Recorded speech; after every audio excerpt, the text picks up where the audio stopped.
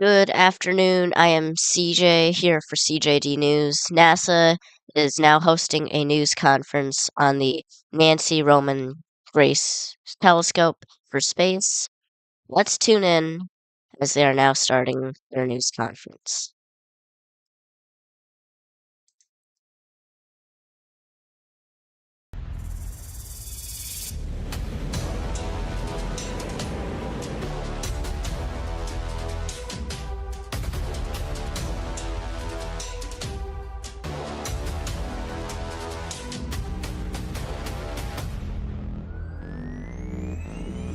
This time, a year from today, we're going to have a different understanding of the universe than we have right now because of the observations from the Nancy Grace Roman Space Telescope. Control reports test complete.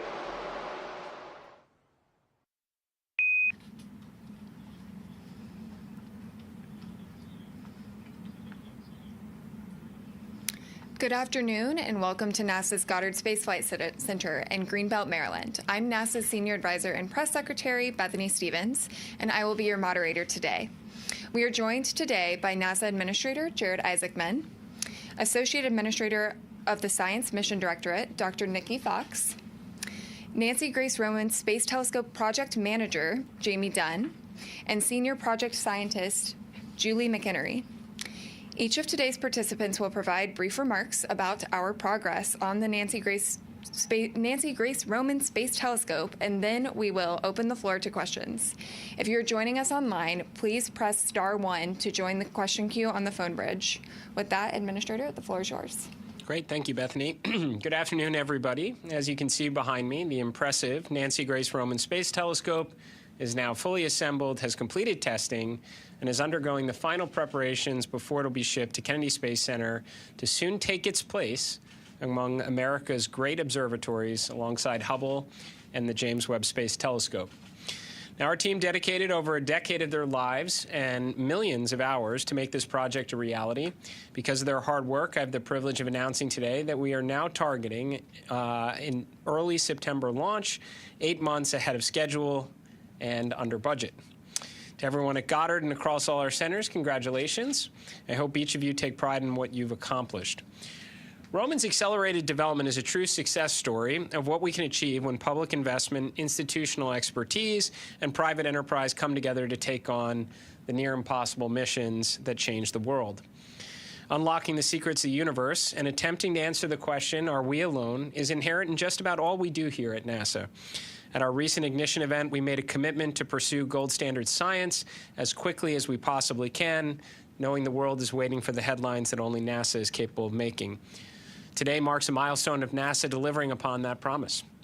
Roman will investigate dark matter, dark energy, and the structure of the universe itself, and accelerate the future of discovery of potentially habitable planets outside our solar system. Its surveying capabilities are over 1,000 times faster than Hubble and can chart 200 times more sky in a single image. And what would take Hubble 2,000 years to process, Roman can do in a year. The images it captures will be so large there is not a screen in existence large enough to show them. Roman will give the Earth a new atlas of the universe. And I think it's worth pausing for a moment and just think about how really incredible that is.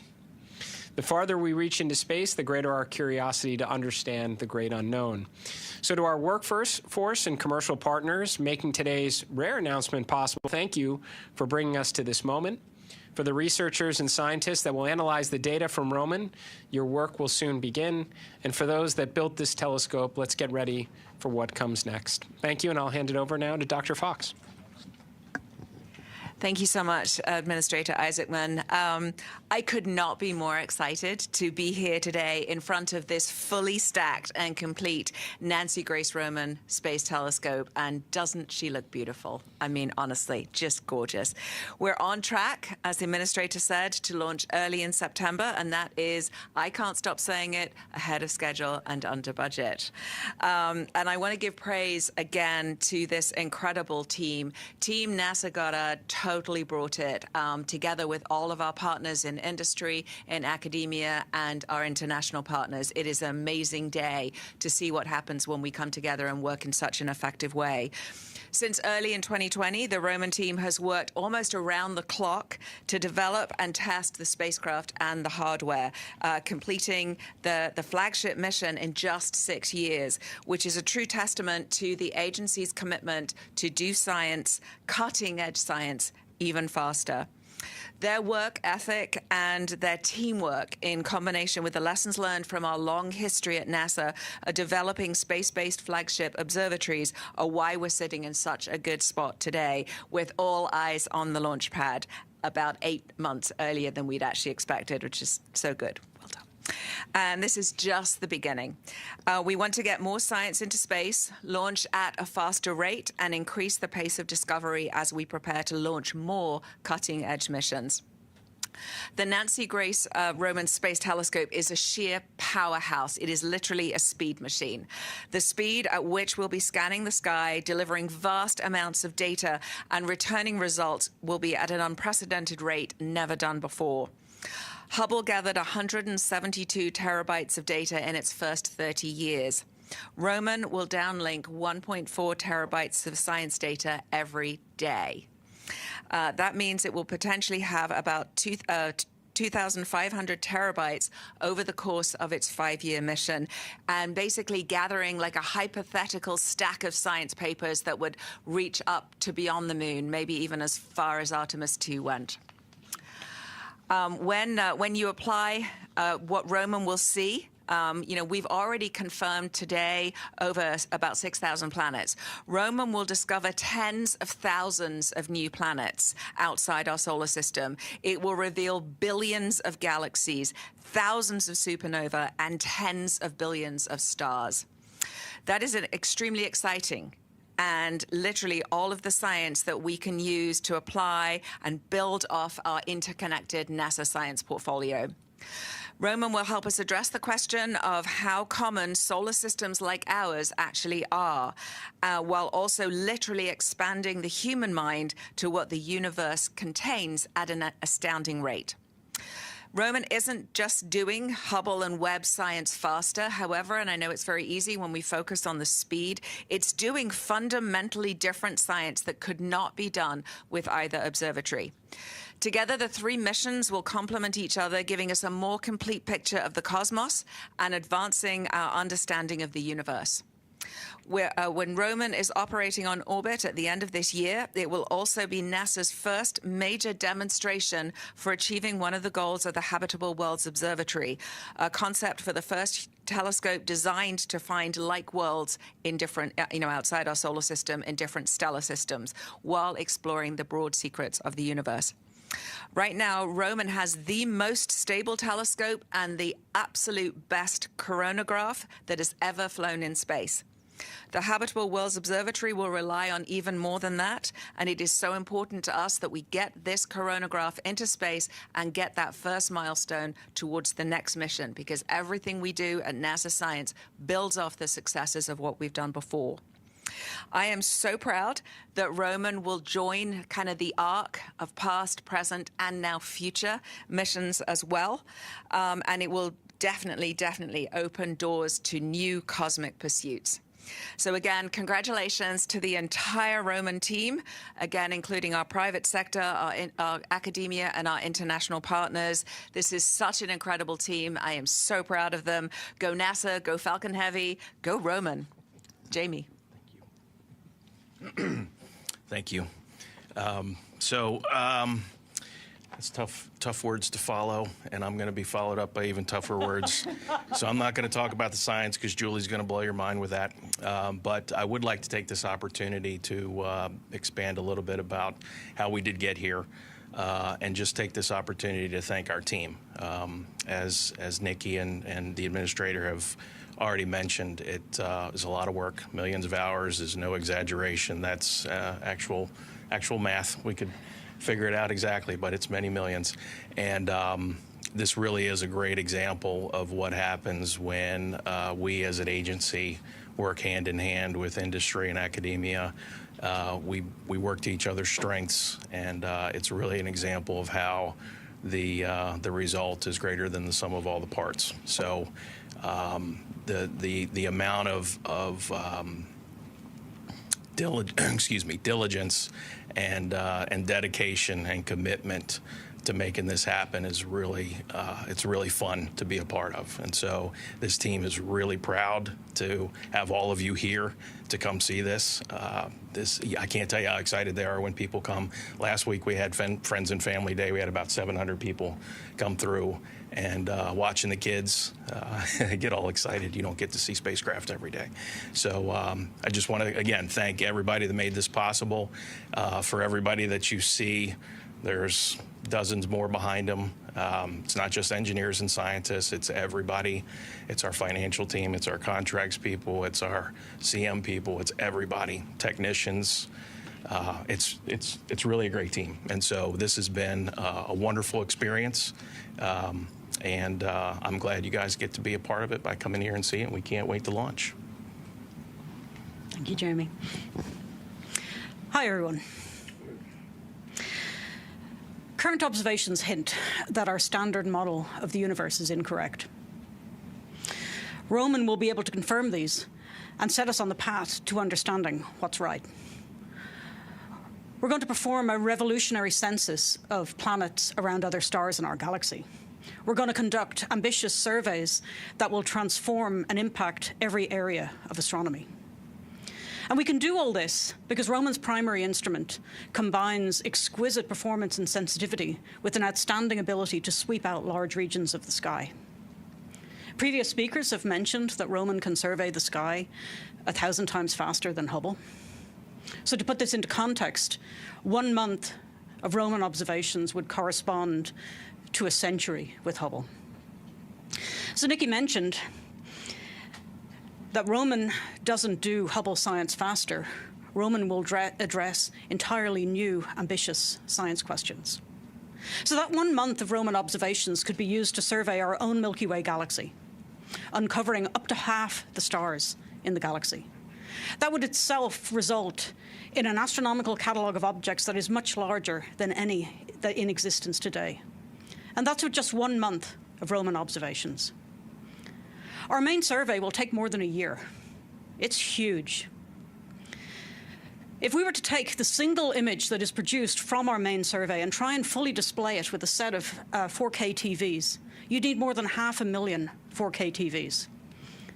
And just to give you a sense of the scale of that, if I was to lay out those 4K TVs, it would cover 45 city blocks.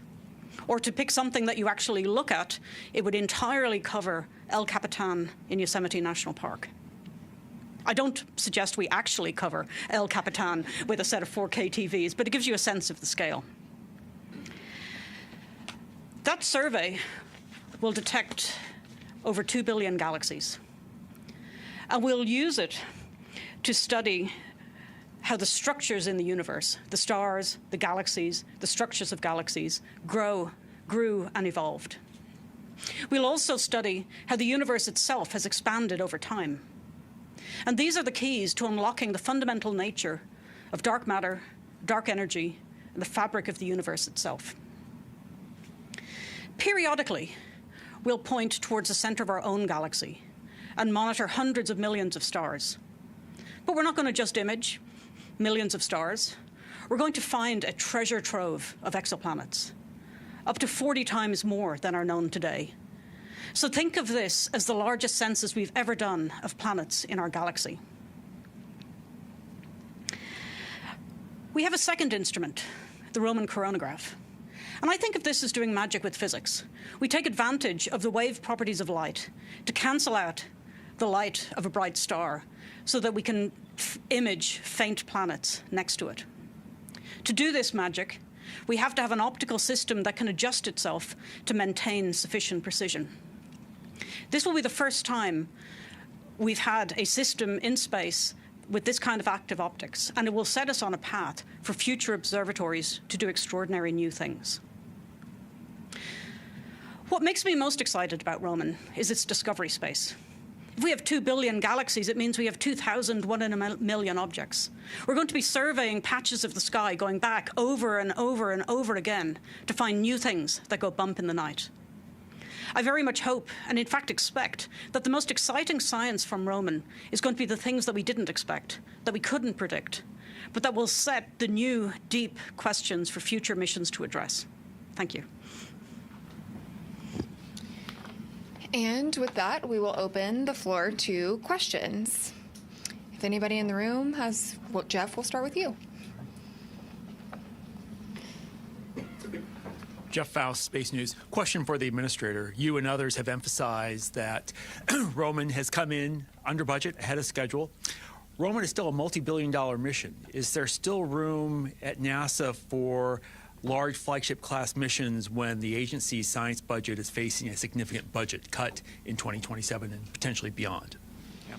Well, Jeff, I certainly understand why the question is coming up. I'll say that you and everybody else who's interested in kind of my views on the budget and how it impacts the agency will have plenty of opportunities to hear about it over the next week, since I'm on the grand hearing testimony tour, in fact, starting tomorrow. Nancy Grace Roman is not the last flagship mission for us. In fact, here at Goddard, we're working on Dragonfly. Goddard is responsible for a lot of the tech maturation associated with the Habitable Worlds Observatory telescope. We've got a number of signature, while not necessarily measuring to the flagship spend category that's being worked on at JPL right now, like Skyfall, Moonfall, and others. So science is incredibly important to what we do here, as I mentioned in my remarks. Going out and trying to unlock the secrets of the universe is fundamental to NASA's mission. I expect there'll be plenty of flagship missions in the future. We'll go back here to this gentleman. We'll start over here and then move through the room.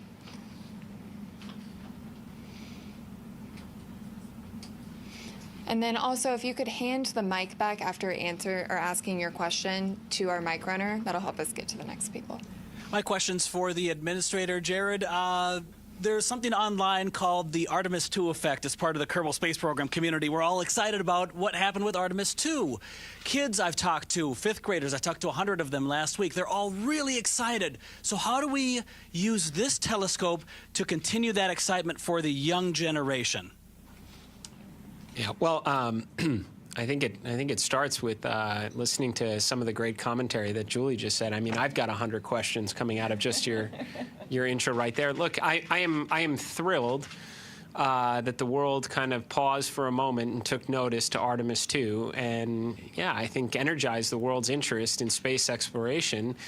Human exploration tends to do that at times, but if it's an opportunity to set the stage for other conversations like Nancy Grace Roman is about to do, that's fantastic as well. We put out some great, like a video reel on it today to get people hyped up about it, and won't be long before this telescope is loaded up on a transport and taken down, and then it's, of course, being launched by a Falcon Heavy. That brings a lot of viewers to take interest, where we'll have opportunities there where, Julie, I sure hope that you're on the live stream for that mission launch to get people excited about the kind of science this mission's going to undertake. So this is great. This is working really well. We're thrilled that Artemis II brought a big audience back to NASA, and now we're going to fill it up with a lot of exciting missions to come.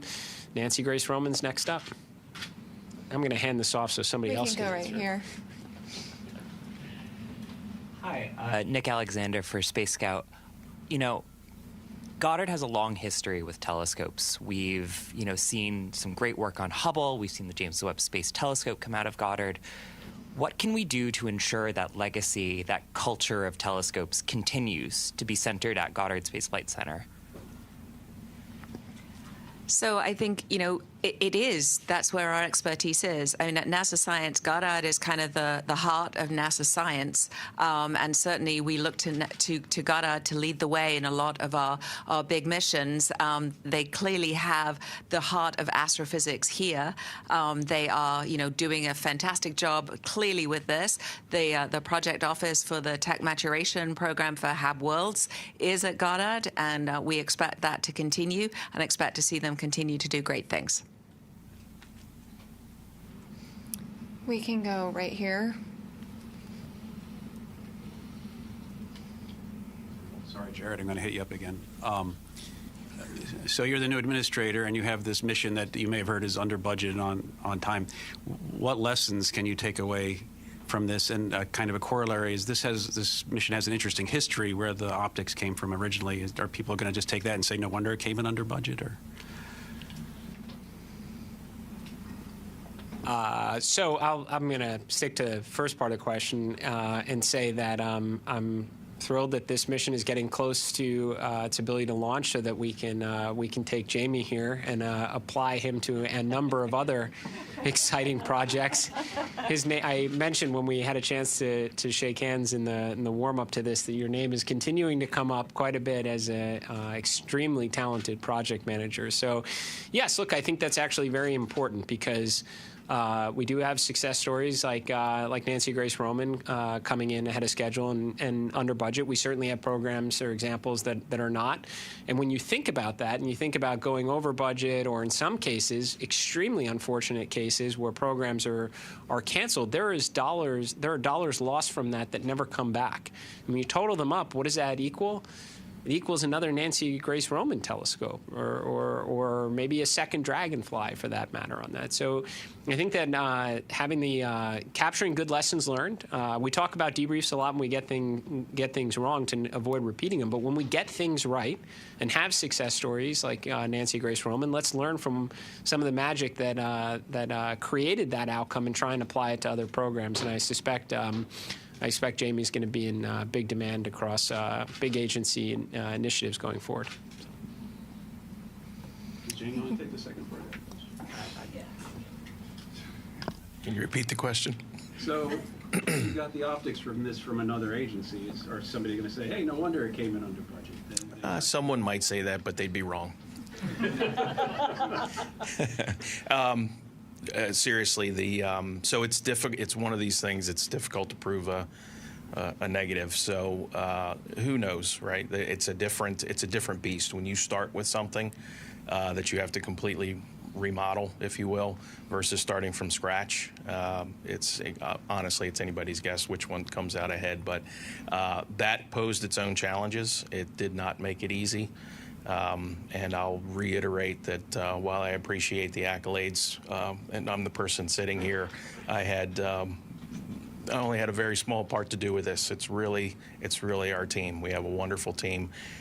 We've done a good job of bringing both the experience base from the literally decades of experience here at Goddard, and again with our partners. I mean, we've worked with Ball and L3 Harris on many missions, and others, right? Teledyne, can keep going down the list. And so we really have, part of the magic, I think, is a really good mix of that experience brought forward over decades, combined with what you would call youthful exuberance. We have a lot of fresh blood that's come in, and they have just knocked it out of the park. So it's really a good mix of folks that makes this happen.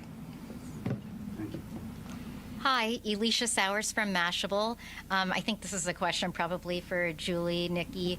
I'm wondering, could you give a practical example of how the flagship telescopes will work together on particular observations? Could you give us an example?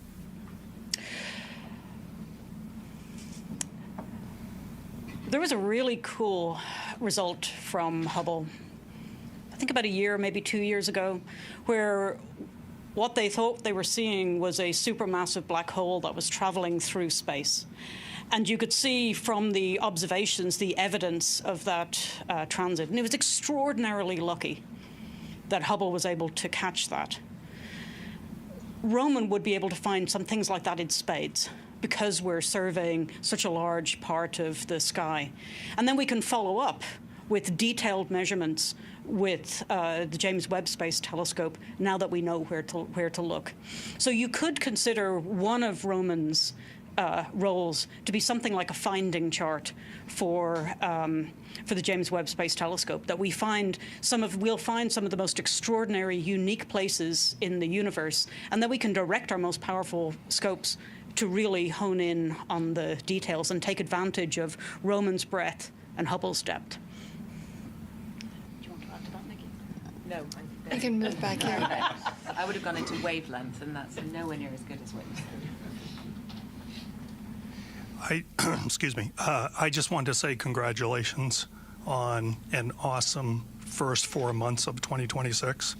When you go across, whether it's Science Directorate, obviously Artemis, it's been unbelievable. So with regard specifically to Roman, though, we had an announcement Jared, on the launch date. I wonder if there are any promotional announcements coming for the people involved in the project?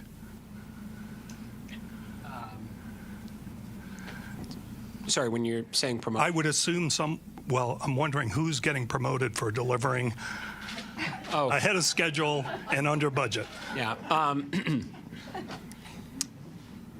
So that's a very good and serious question, because as I mentioned before, we do want to debrief our success stories and learn from them and take those lessons and apply them elsewhere. And also I think it actually was my first directive that I put out, which was, recognize, reward, and inspire the top tier talent within the agency when you do have extraordinary outcomes. So I would expect, to your point, that will certainly come into play here.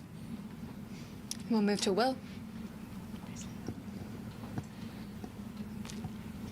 Hi, Will Robinson-Smith with Spaceflight Now. Thanking you all for the time today. Going back to, Julie, your opening remarks, something you said caught my ear, which is there's things that we got wrong about our understanding of the galaxy and the universe. I know, based on everything that we've heard today from the panel and from others, we're going to learn a lot more from Roman, but what specifically did we get wrong that this can correct the record on? Thank you. I'm just trying to think about how to say this concisely. So we have a extraordinarily good model of how the universe works that describes the cosmic microwave background at the earliest times and describes with great accuracy the universe that we live in today. And that's included things like the Hubble constant. It's included things like a cosmological constant for dark energy. It's included the concept and the effect of dark matter on the universe that we live in. But there's been cracks. We're seeing evidence that the Hubble constant, as inferred from very early times, is not consistent with the Hubble constant that we measure closer to now, which is telling us that the model that connects those two things might not be quite right. We have a slight tension in our expectations for how structure should grow and evolve. And excitingly, recently, we've seen evidence that the cosmological constant might in fact not be constant and might be varying with time.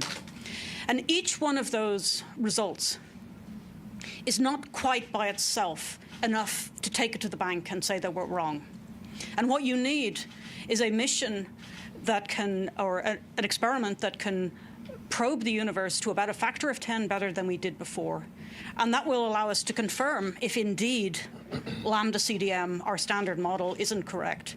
And will leave us with a mission that has the sensitivity and the performance to make the kinds of observations that we need to start laying out what the real answer might be, or what an improved model might be.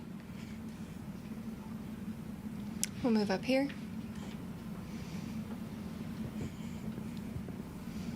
Hi, I'm Anisha Ravasetti with Space.com. I have maybe a bit of a peculiar question, and it's an engineering question, but you can chime in. I feel like often when creating, space missions, observatories, you're kind of breaking ground in the materials you're using, the temperatures that you're testing at, and there tends to be these side effects of innovation that other fields of science can take advantage of. So did you find any examples of this during your process? I mean, who wants to answer it? Go. So you're right, and I think that with our astrophysics missions, we really do push the boundaries of what's been done before. Every time we do new precision optics, I mentioned this is the most stable telescope. It has the most cutting-edge coronagraph. It has precision optics. If you just think about the James Webb Space Telescope, that brought about the actual grinding of the mirrors. The polishing of the mirrors, not grinding. Sorry, astrophysicists, polishing of the mirrors. Brought about leaps in medicine, in optics, in LASIK. I mean, all of the things there. With Roman, we expect to see the same things. Can I tell you right now what's going to spin off? No. But the way that this telescope is constructed, the precision optics, the stability is absolutely, once again, going to push industry, and things that they've had to design and they've had to change their methods to be able to get to this level actually benefits everybody, because now the whole optics field has improved dramatically. Move over here.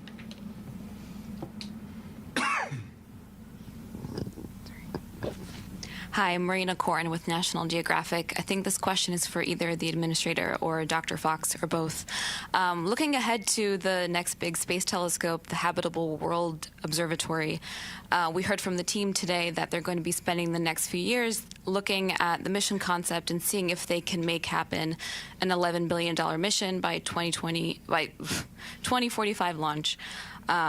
If they come to you and say, we can't do that, what's the next step? How do you go about making that mission happen? So I think, the way we are thinking about habitable worlds, I mean, somebody mentioned about, what made Nancy Grace Roman such a success. And a lot of it is making sure that the technology is ready to go. So before you actually start sprinting with a mission, you've actually assured that you can do the mission. And so with Habitable Worlds, we're putting a lot of focus right now on maturing the technology. We've got a lot of our industry partners actually working on that right now. There's a big milestone in 2028 when we will actually sort of step back and look and say, is this mission possible? If the mission is possible, we will sprint to do the mission, and it will not be 2045, and it will not be $11 billion. We will put a real budget and a real schedule. As the administrator said several times, we're not interested in doing something now that's going to launch in the 2040s. We want to pull that in, and I think with the new focus on doing things, faster to science, faster to space. Our industry partners have told us that they are, I'm looking at them, they are up to this challenge, and they are excited about doing this. And they don't want to wait till 2045 to launch this mission either. We didn't want to wait to launch the Nancy Grace Roman. We're 8 months ahead of schedule. I'm going to say that like 20 times. But we are, we can't wait to launch this mission. Everybody felt the urgency. Everybody was sprinting towards this. And I think that, now we've shown we can do it. We have a large mission study that we did at NASA where we looked across the entire space portfolio and looked at lessons learned. What worked, what didn't work? What do you need to do? What shouldn't you do? What are the barriers? What are the impediments? And we are really, really, really focused on removing those and allowing teams to just push and execute. And so honestly, if a team comes to me and says, in 2028, it's 2045 and this much budget, then they won't be getting funded. Add on a bit. It's a good question. This has come up a lot in various circles that I've had conversations with, including Congress, those on the side that are extremely supportive of initiative like Habitable Worlds, and others that get concerned based on pretty much everything you just said. It's a mission that's going to launch potentially 20 years from now, and it's $10+ billion. And I fear at times that this isn't necessarily specific to Habitable Worlds, but maybe within some history of NASA, that we design programs that are too big to fail, but then they become too costly to truly succeed. And I don't think that's the right approach. And maybe it's believed that taking that approach is a way to have continuity and survive between administrations. And I actually think the right way to go about it, and similar to what we're trying to do now with the moon base, is a lot of littles, and to do things in an iterative way, to learn and bring down risk. And maybe as a result, the overall project cost in itself could wind up being more. But what you get out of it is greater, and you do it in a faster way. So any commentary I've ever made with respect to Habitable Worlds is what can we launch sooner to learn and help us get to the overall objective of what Habitable Worlds is, which is extraordinary and something everybody would want. And in that respect, if it turned out over that same 20-year period of time, the actual program cost was greater than, say, $10 billion, but included 3 scientific instruments that ultimately built up to the grand exploration asset that we hope Habitable Worlds to be. I think that's how you actually have continuity through administrations, how you get to data faster, and ultimately de-risk the mega telescope that you want out there searching for Habitable Worlds. We're going to move over to the phone bridge for just a moment and start with Nell Greenfield-Boyce from NPR. Having this briefing. You mentioned the numbers of extrasolar planets that the Roman Space Telescope will be able to find. Could you talk a little bit more about what about the planet this telescope could reveal, like particularly with its direct imaging capabilities? Thank you. Okay, so when I was talking about the large number of planets that we would find, I was focusing on the planets that we find via indirect means. And for that, we can measure things like masses and radius of the planet from the host star. So that will give us a complete picture of the distribution of planets around stars from very close in to the star all the way to the equivalent of the outer part of our solar system and even free-floating planets. The Roman coronagraph is designed as a technology demonstration. You're listening to the NASA news conference on the Nancy Grace Roman telescope now being complete. They are now taking questions, and we will continue to tune in. Measurements of extrasolar planets. Obviously, the best way of demonstrating performance for a coronagraph on a path to finding planets around other stars is to find planets around other stars with that coronagraph. But the overall performance is a little bit more uncertain, and I'm not that familiar with the specifics of what we are guaranteed to learn from observations with our coronagraph, just that it's very exciting. And we'll now move to Manuel Mazzanti with Exploración Espacial. Thank you so much, Manuel Mazzanti with Exploración Espacial. Roman is going to send us tons of information. Nikki, I think you mentioned 1.4 terabytes per day. And I understand that the agency is going to use a platform called Roman Research Nexus. Can someone briefly explain how does it work? And I'm assuming research around the world, scientists will have access to it. And is NASA going to use any kind of AI tool or software that would help scientists to better process all this information? Thank you. Okay, there is a lot in those questions.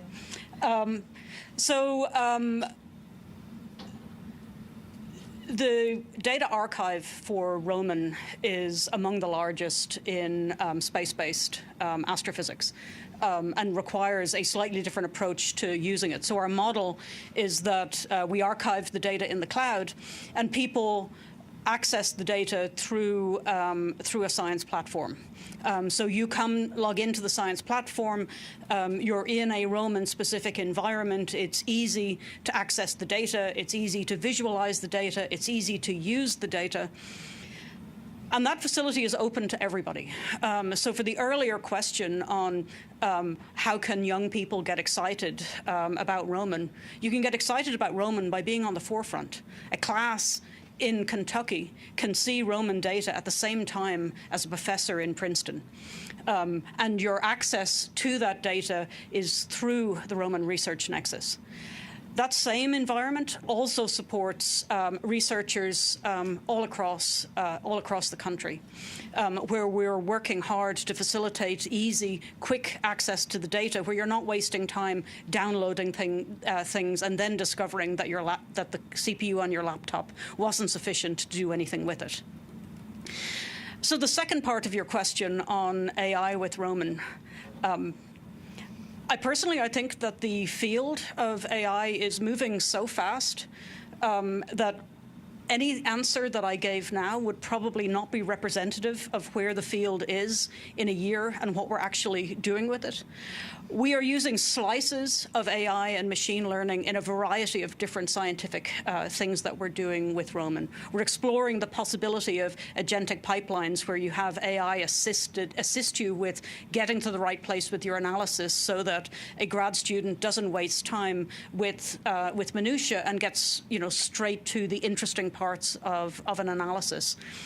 But I think there is a very good chance that A deep, rich, large data set is almost a poster child for being exploited extremely effectively with AI. And that doesn't mean that the humans are out of the loop. It just means that you let the computers do the hard work, and then the exciting physics bubbles to the top for the astronomers and the scientists and the country at large to enjoy.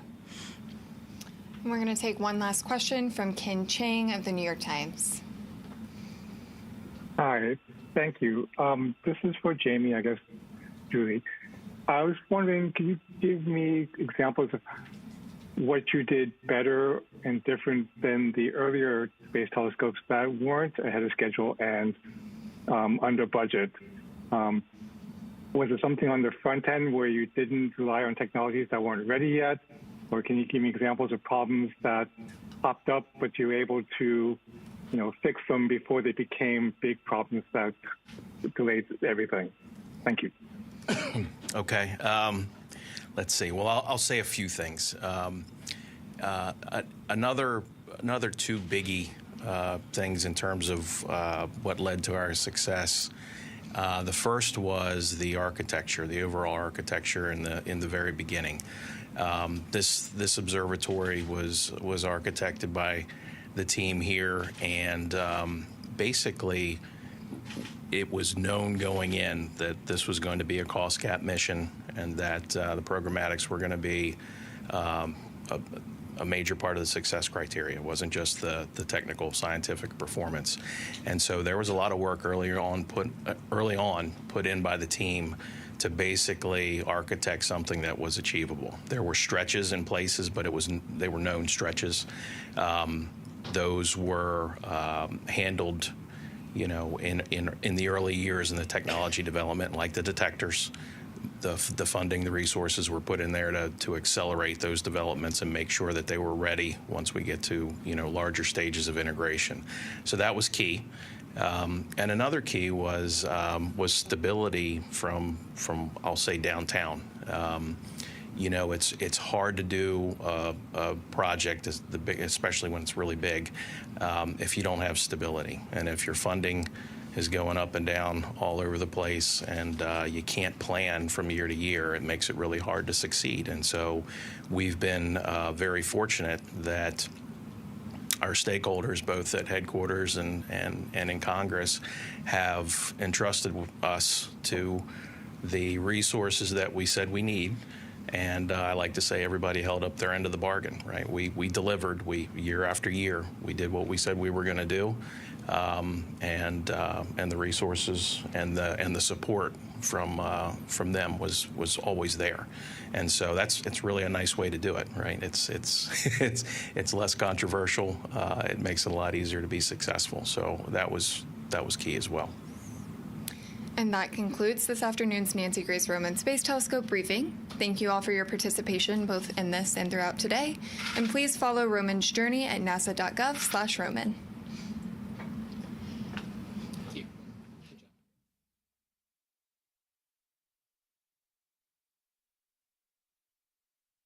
As you were just listening in, CJD News will be continuing now after NASA's briefing on the Nancy Grace Roman Space Telescope. The agency confirmed the mission is fully completed and preparing for the next phase, aiming to study dark energy exoplanets and the large-scale structure of the universe with a powerful wide-field infrared view. We'll continue following mission milestones as NASA moves towards launch and early science operations.